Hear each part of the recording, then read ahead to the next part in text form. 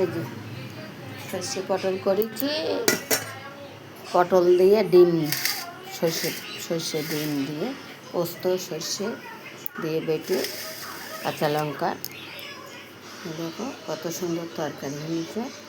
তাতে আবার একটুখানি ভাজা মশলা দিয়ে দিই, যাতে খেতে স্বাদটা আরও ভালো লাগে। ঝাঁঝটা তো আছেই।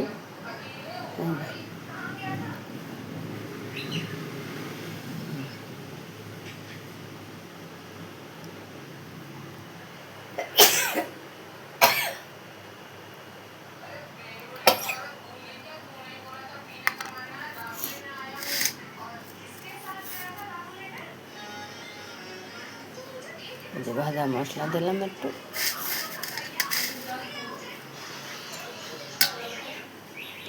আজকে ডিম দিই। দেখো কত সুন্দর তরকারি হয়েছে আজকে।